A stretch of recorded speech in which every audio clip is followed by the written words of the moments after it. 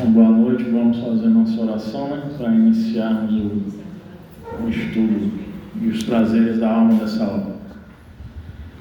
Deus, nosso Pai, Jesus, nosso Mestre e amigo, nós estamos agradecidos por mais uma vez estarmos aqui reunidos em Teu nome, para estudarmos e aproveitarmos as inspirações desta hora. Abençoe, amado Mestre, as famílias aqui representadas, encarnadas e desencarnadas. Assim seja. Hoje nós vamos estudar Desapego, do livro Os Prazeres da Alma, do Espírito Hamed. É a segunda parte desse tema, desapego. A mente apegada a fatos, acontecimentos e pessoas é incapaz de perceber a sua essência. Aquele que está agarrado ao ego está vazio do sagrado. Aquele que se liberta do ego descobre que sempre esteve repleto do sagrado. Então disse Jesus a seus discípulos: se alguém quer vir após mim, negue-se a si mesmo, tome a sua cruz e siga-me. Pois aquele que quiser salvar a sua vida vai perdê-la, mas o que perder a sua vida por causa de mim vai encontrá-la. De fato, que aproveitará ao homem se ganhar o mundo inteiro, mas arruinar a sua vida? Isso está no Evangelho segundo Mateus, capítulo 16, versículos 24 a 26. Quando alguém passa silenciosamente por um desfiladeiro, percebe o sussurrar de sons distintos que repercutem através dos ventos nas pedras e árvores. São manifestações dos ecos da natureza daquele lugar. A criatura que interioriza e aquieta a mente, silenciando sua intimidade, faz com que seu reino interior assemelhe-se a um sereno desfiladeiro, de onde surgem as mensagens inarticuladas da alma. São manifestações dos ecos transcendentais do universo. Nesse estado interior, onde impera a quietude e a tranquilidade, o indivíduo tem um encontro consigo mesmo, com sua mais pura essência, o espírito. Na presença da inquietação e dos inúmeros anseios, a mente apegada bloqueia a fonte sapiencial e polui a via de acesso pela qual se ausculta a fonte da excelsa sabedoria. As pessoas do mundo estão distraídas entre os eventos do passado e os do presente, plenas de desejos pessoais que turvam e contagiam sua visão cósmica. Isso as impede de expandir e expressar de forma espontânea e natural sua religiosidade inata. Uma vez perdido o espírito, as pessoas, embora vivas, estão como mortas. De fato, que aproveitará ao homem se ganhar o mundo inteiro, mas arruinar a sua vida?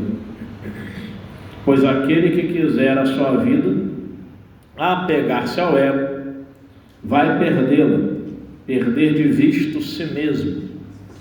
Mas o que perder a sua vida, desapegar-se do ego, por causa de mim, vai encontrá-la, integrar-se a si mesmo.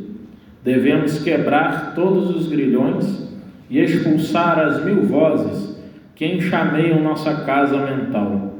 Assim, ficaremos limpos e desnudos, livres e despojados, libertos de tudo.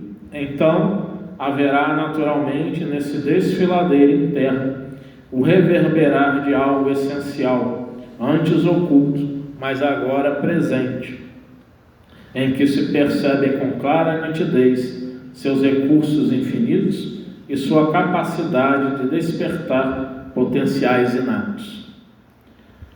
Recolhemos da antiga sabedoria oriental este trecho que bem ilustra a nossa ideia sobre desapego e serenidade interior. Quando o vento chega e oscila o bambu não guarda o som depois que o vento passou. Quando os gansos atravessam o lago não conserva seus reflexos depois que eles se foram. Da mesma maneira, a mente das pessoas iluminadas está presente quando ocorrem os acontecimentos e se esvazia quando os acontecimentos terminam. A doutrina da reencarnação aumenta os deveres da fraternidade, visto que entre os vizinhos ou entre os servidores pode-se encontrar um espírito que esteve ligado a vós pelos laços consanguíneos. Quando temos algo querido ou pensamos ter a posse de alguém que muito amamos, sofremos ao nos separarmos dele. O ciúme é o resultado do apego, medo de perder. É preciso perceber a diferença entre o amor real e a relação simbiótica, ou mesmo o apego familiar. A realização espiritual não está em nos apegarmos egoisticamente aos entes queridos, e sim nos interagirmos fraternalmente uns com os outros. Se alguém quer vir após mim, negue-se a si mesmo, tome a sua cruz e siga-me. Negar-se a si mesmo é ultrapassar a transitoriedade do mundo visível e penetrar na essência oculta das criações e criaturas. É desapegar-se verdadeiramente e viver na integridade da vida, não querer perpetuar o ego. Tomar a sua cruz é reconhecer que este momento vai se desvanecer e não se perpetuará. É perceber os difíceis dilemas mentais pelos quais passamos, o que nos permitirá transitar íntegros na via de mão dupla por onde se movem, de um lado, a busca imediatista do ego e do outro, a inspiração da infinita sabedoria divina. O desapego nos leva a desenvolver um amplo senso de liberdade e de confiança em nós mesmos.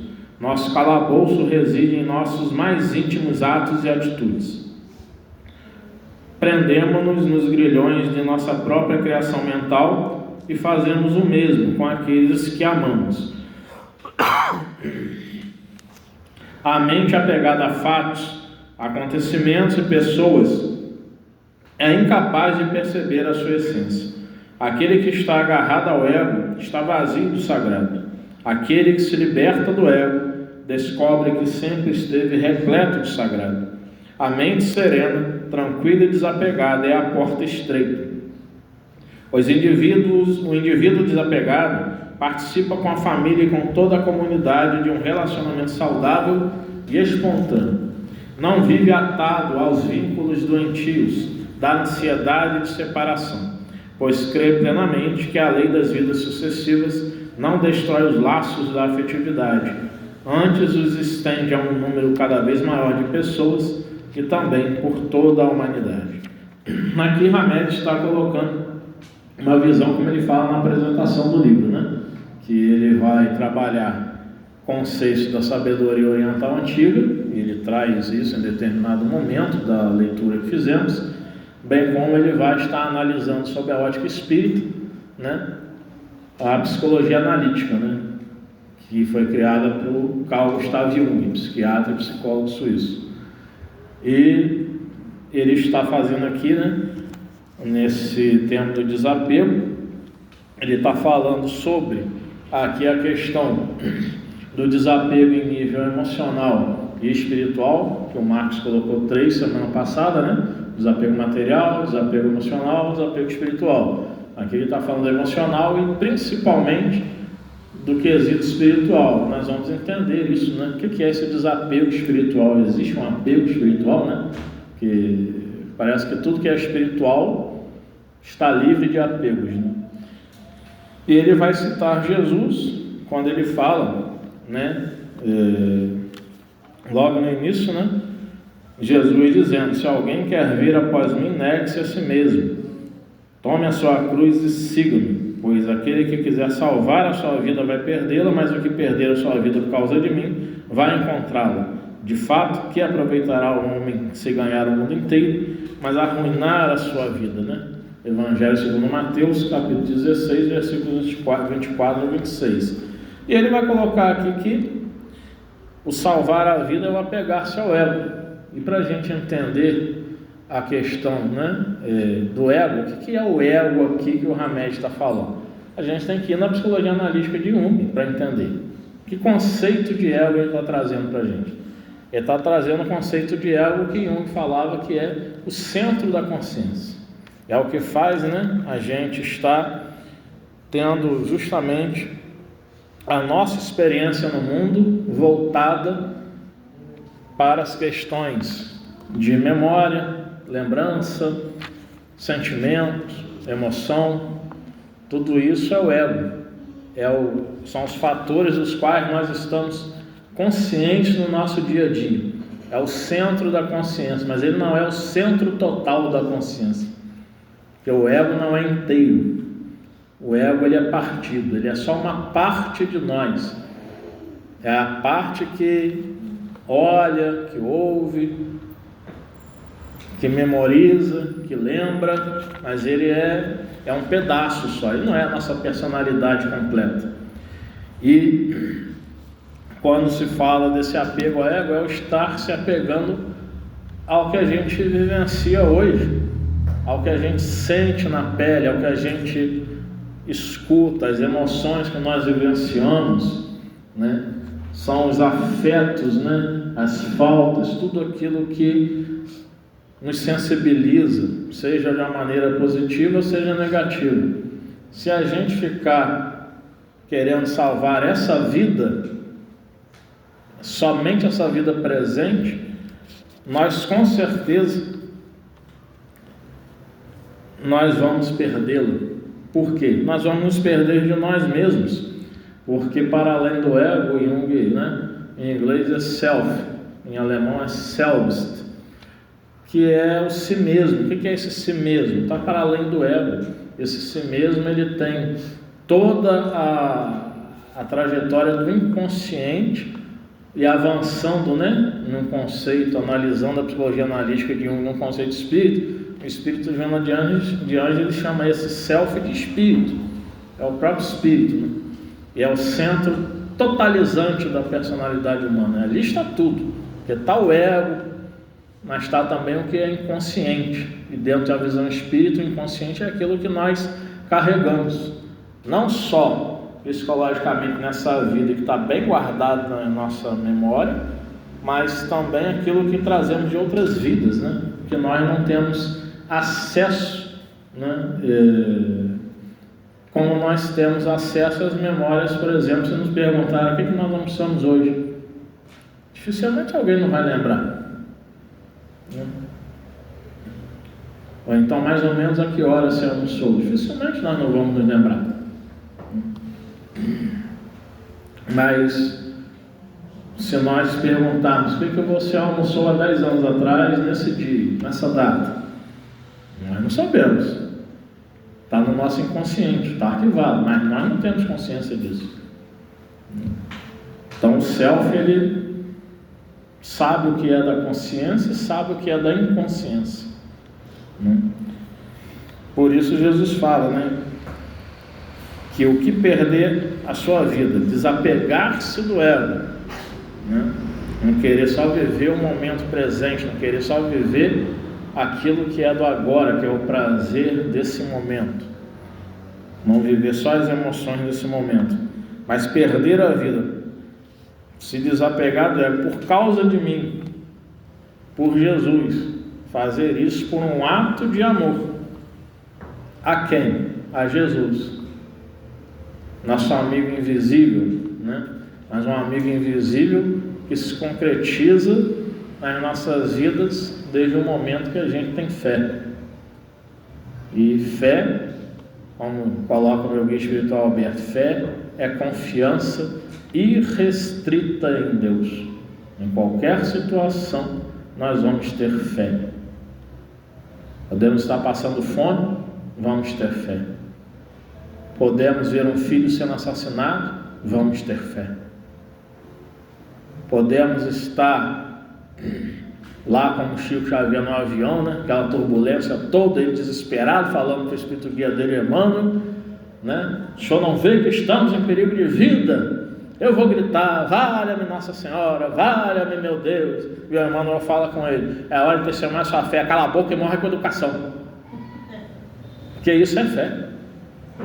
parecia até que o Espírito estava, dando a bronca, mas estava falando para Chico: dê o testemunho da sua fé. Né?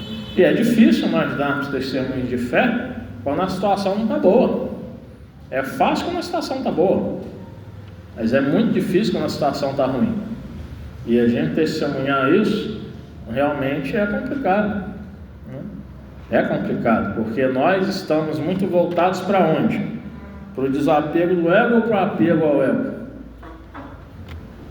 A maioria de nós está voltado no apego ao ego, está vivendo a vida de agora.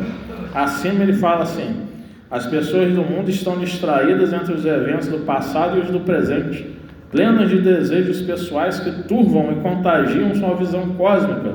Isso as impede de expandir e expressar de forma espontânea e natural sua religiosidade inata. As pessoas estão distraídas. Né? Ontem, no estudo anterior à prática desobsessiva, nós falávamos, em um vídeo que assistimos de um brasileiro que mora na Coreia do Sul, e ele colocando a realidade.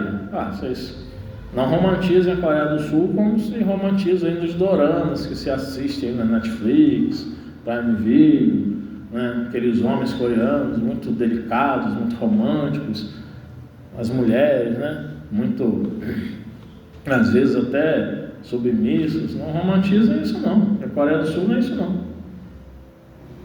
Tem as tradições, partes delas assim, a seguida, tem a cultura deles. Mas ele falou, obsessivamente eles trabalham de segunda a sexta, até 17, 18 horas. Depois desse horário, eles vão tomar soju, que é tipo uma cachaça coreana, ou então mekiju, que é a cerveja. E 10 horas da noite ele fala que já tem como ver pessoas lá totalmente embriagadas. Isso é o que, gente? Falta de sentido no viver. Mas saiu para tomar uma cervejinha para relaxar. É justamente daí que começa uma obsessão do alcoolismo, na dependência química em álcool. Vou tomar uma cervejinha só para relaxar. Um capítulo Obsessão Simples no meu livro Novas Reflexões Doutrinárias eu falo sobre isso. Eu vou furtar aqui um dinheirinho da empresa do caixa que sobrou aqui, mas depois eu devolvo. Assim começa a se retirar grandes somas. É só hoje só que eu vou conversar com aquela mulher ou aquele homem que está interessado em mim. Eu sou casada, mas aí de repente se envolve ali, não vou fazer mais não. E aí? Daqui a pouco está enrolado. É assim que começa. E a gente tem que prestar atenção. Nós temos que ficar vigilantes. Onde é que está o nosso ego? Nós estamos colocando a nossa vida onde? O sentido da nossa vida, nas nossas vidas está onde? Será que a vida realmente não tem um sentido? Muitos filósofos falam, não, a vida não tem sentido. Agora, quantos outros filósofos falam que a vida tem sentido? A filosofia espírita fala o quê? Qual o sentido da vida? O primeiro sentido, o sentido da vida é evoluir. Nós estamos aqui num grande projeto, num grande planejamento cósmico de evolução. Esse é o primeiro passo. Por quê? E nós estamos nesse planejamento cósmico para a evolução. Deus assim fez. Só não me pergunte por que Deus fez assim, que é absurdo querer que eu saiba que está na mente de Deus. Nós não vamos alcançar isso. Não temos evolução espiritual para isso. Segundo o Espiritismo, nós somos espíritos de terceira ordem, gente. Somos espíritos impuros. Estamos na Terra. Espírito benévolo, na categoria de bons espíritos, nós vamos chegar lá ainda. Estamos caminhando para isso. Exemplo de espírito benévolo, Chico Xavier. Mas Chico não é um espírito superior, não? Se nós olharmos direitinho na escala espírita, não. Muitos espíritos vão dizer o contrário, mas não. Ele é um espírito. Por que é um espírito benévolo?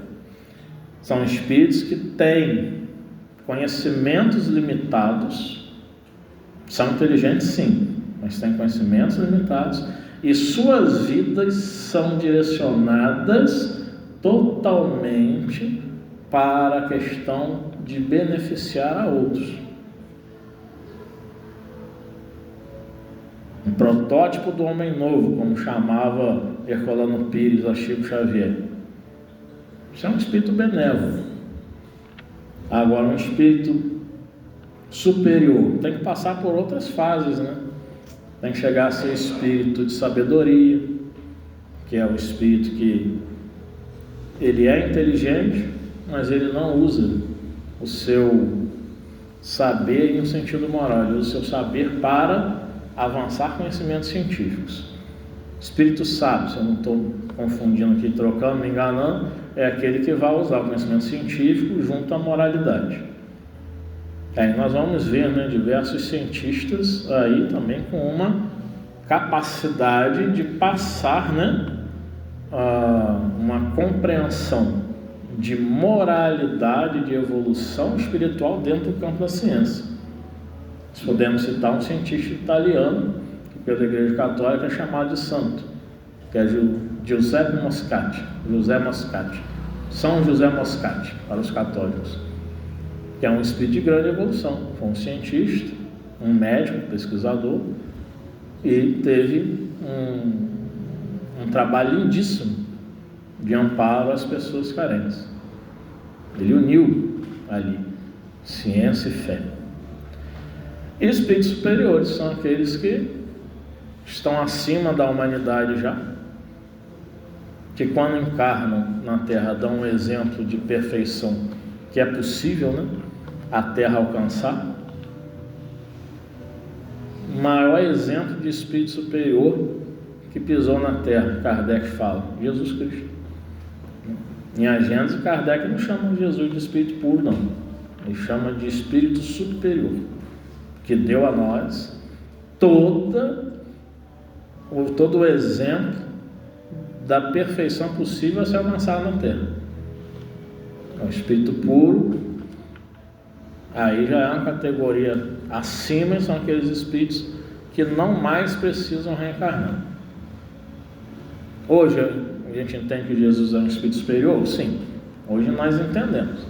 Mas se nós formos seguir pelo que Allan Kardec falou, o espírito superior, o máximo de perfeição que a Terra pode alcançar, figura de Jesus Cristo.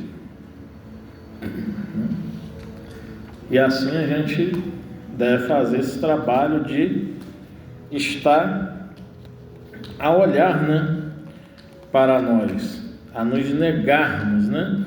Quando o Hamed fala aqui, negar-se a si mesmo é ultrapassar a transitoriedade do mundo visível e penetrar na essência oculta das criações e criaturas.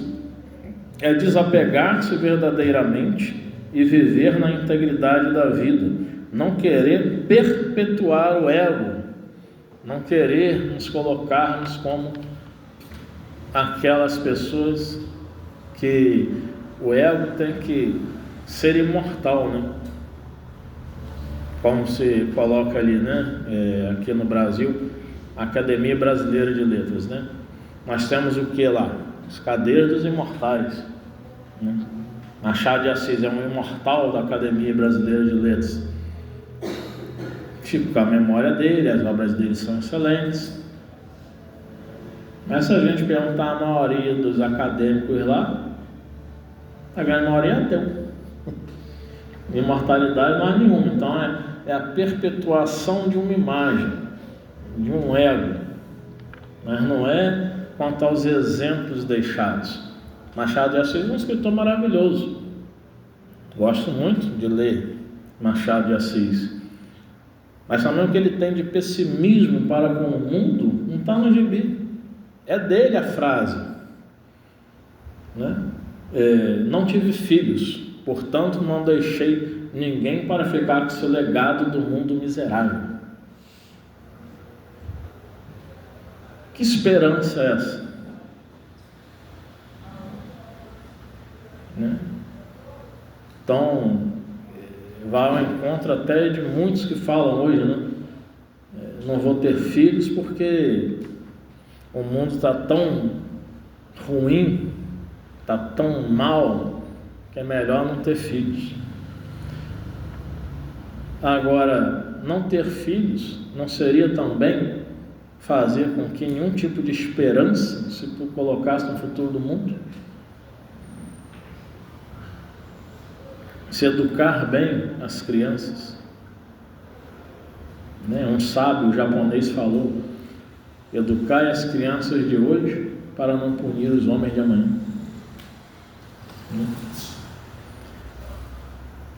Então a questão é como nós estamos educando, o que nós estamos vivenciando, né? E aí nós vamos querer perpetuar que tipo de egos? Nós vemos cada vez mais pessoas a estarem não amando. Isso para mim não é amor, né? Fala-se que estão pessoas que amam mais os animais do que os humanos. Não, são pessoas que para mim fogem dos seres humanos e dizem que amam mais os animais, que os animais são melhores que os seres humanos. É uma grande incoerência, né? E se os animais fossem melhores que os seres humanos, obviamente então eles seriam mais evoluídos. O animal merece nossa proteção, nosso carinho, nosso cuidado. Ele é um ser de Deus, e hoje as pesquisas científicas da neurociência já dizem, sim, eles têm consciência. Eles podem não ter autopercepção, né? Um gato e um cachorro se olham no espelho e eles não sabem que eles são eles. Diferente de um chimpanzé, que sabe que ele é ele. Ele não tem autopercepção, mas eles têm uma vida interior. Se maltrata um bichinho, ele sente aquilo. Ele vive tristeza, isso deprime. Se dá carinho, ele se alegra, ele fica contente. Se a pessoa viaja, ele se sente abandonado. A pessoa chega, ele, né, faz um alvoroço, quando é um cachorro, quando é um gato, muitas vezes se esconde. Vamos dizer assim: você me abandonou, e agora você quer o quê? Que eu faça festa para você? Você espera um cadinho agora, né? Eles sentem. Então nós cuidarmos e percebermos isso nos animais é uma coisa. A sensibilidade nossa que está evoluindo também, que está avançando. Mas não colocar um animal como ser humano. Os veterinários estão colocando muito sobre isso, né? Não humanizar os animais. Então tem muita gente hoje que adota pet, que dá lá uma contribuição financeira ao Médicos Sem Fronteiras, as pessoas na África, as crianças passando fome. Mas uma criança aqui que está precisando ser adotada? Você adota um pet e trata como uma criança. Por que não adota uma criança em necessidade também, além do pet? Mas é mole, o pet não cresce. Ou cresce, mas o cérebro dele é uma eterna criança. Mas e a criança vai crescer, né? E é aquela incógnita, né? Como que essa criança vai crescer? O que ela vai ser? Vai ser uma boa menina, uma boa mulher? Vai ser um bom menino, um bom homem? Isso vai depender de quê? Da educação dada, né? E se não seguir? Deus é justo. Quem vai pagar não vai ser o pai ou a mãe que deu a boa educação. Vai ser aquele filho, aquela filha que cresceu e não seguiu as orientações devidas. Então a gente tem que pensar sobre isso aí. E realmente fazer com que o que seja perpetuado não seja a nossa história em si mesmo, né? Mas sejam qual legado nós vamos deixar, né? Exemplos, né, que devemos deixar. Falamos aqui do Chico Xavier, né? Muito mais do que o fenômeno mediúnico que ele foi a maior antena psíquica do século XX, é muito mais do que o fenômeno mediúnico. Nós vemos o fenômeno humano, Chico Xavier. O homem sempre pronto para atender a todo mundo, sempre disposto a auxiliar, sempre presente no movimento de auxílio às pessoas em necessidades, as necessidades que fossem. Esse legado ele deixou, esse exemplo ele imortalizou, e imortalizou esse exemplo nunca louvando a ele mesmo. Ele renunciou, desapegou-se do ego dele por amor a Jesus Cristo. em que ele sempre falava: tudo que eu faço, toda honra é para Jesus, não é para mim. Esse é o exemplo, esse é o legado dele. Assim como de Irmão Dulce, Maria Teresa de Calcutá e tantos outros, né? E outros que nos trouxeram, né? Esses exemplos. Então que fica a reflexão para nós, né? O que é mais importante para mim na minha vida? Quando nós respondermos essa pergunta com toda sinceridade, nós vamos entender, lembrando do estudo, e lendo lá o Evangelho segundo Mateus, capítulo 16, versículo 24 a 26, onde nós nos encontramos. Se querendo salvar nossas vidas, apegados ao elo, se estamos perdendo a vida por causa de Jesus e integrando, né, assim, o ego a esse si mesmo, a esse self. Respondendo sinceramente isso, nós vamos nos situar onde nós estamos. Então que respondamos: o que é o mais importante na minha vida para mim? Que Jesus nos abençoe. Vamos fazer nossa oração. Senhor Jesus, nós estamos aqui reunidos mais uma vez, onde estudamos alguns aspectos do Teu Evangelho, e que nós venhamos, Senhor, a estarmos conscientes e confiantes de que, conscientes das necessidades que temos de fazer para nossas mudanças, nós nos tornaremos confiantes de que contigo e cada vez mais seguindo a Ti, iremos avançar, progredir no campo do Espírito. Não vamos manter essa essência perdida, mas vamos deixá-la acesa como chama divina que o é, chama de vida, sempre presente e disposta aos caminhos que o Senhor nos proporciona. Pedimos-te, ó Deus, mais uma vez, o amparo às famílias aqui necessitadas, encarnadas e desencarnadas. Assim seja.